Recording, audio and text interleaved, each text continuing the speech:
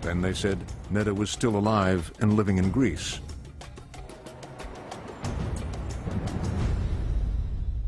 In this report, we are trying to study Neda Agha Soltan's death from a different angle. In this state television documentary, witnesses were identified and marched back to the scene of the murder. Here, Neda's music teacher was made to conform his story to the official version.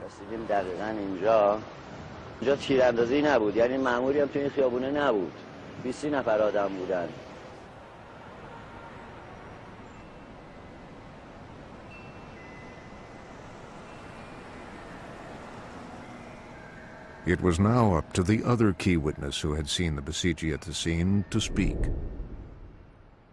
Every life a moment comes that the integrity of some person would be tested.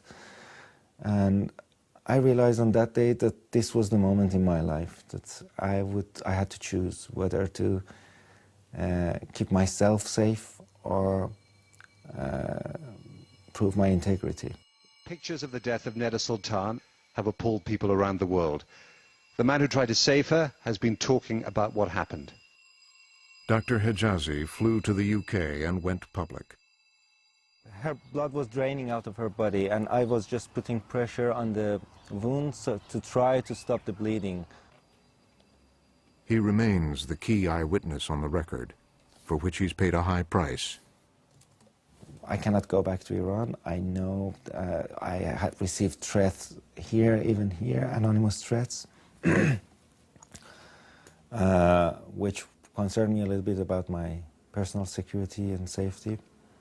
And that's just because I talked. I never knew. I've worked in literature all my life, and I always talked about and preached about the power of words.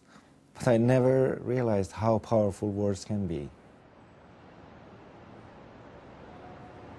Since the summer, Iran's authorities have restored an appearance of normality with the strictest controls. Through the fall, they televised show trials where reformist supporters were made to recant. من و افرادی که مثل من که به جناب عالی رأی داده بودیم با این اعتماد که به شما داشتیم به خیابان‌ها ریختیم. نظم و امنیت عمومی رو مختل کردیم. باعث رنجش خاطر رهبر عزیزمون شدیم.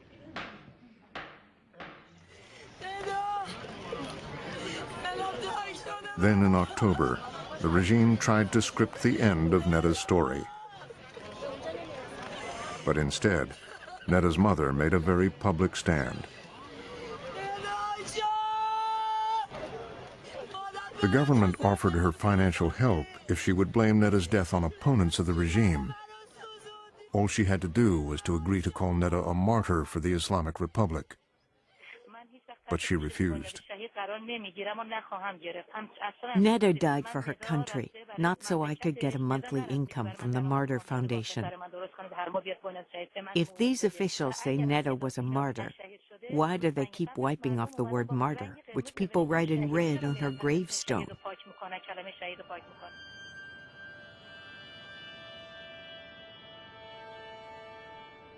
Like others in this film, Delbar Tavakoli now lives in exile. She landed in Turkey, the place where Neda and boyfriend Caspian Makan had met for the first time. That was where they had gotten emotionally involved.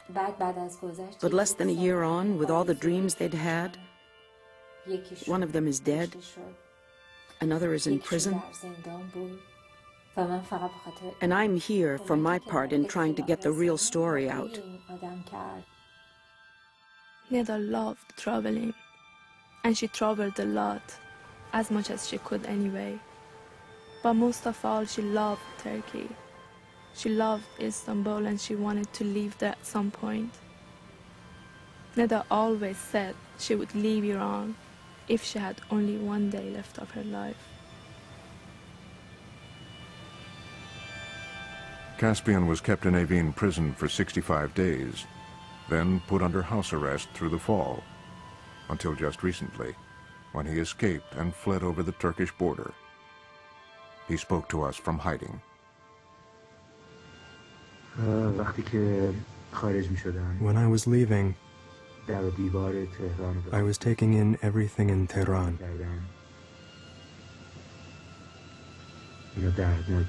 It was full of people who were so weighed down. It was hard to leave the place where I have lived all my life. I am 38 years old. I love Iran. I always will love Iran. It was worse because I was about to leave Neda's resting place.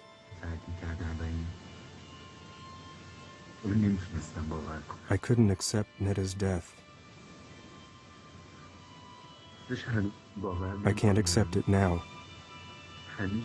I'm waiting until I see her again.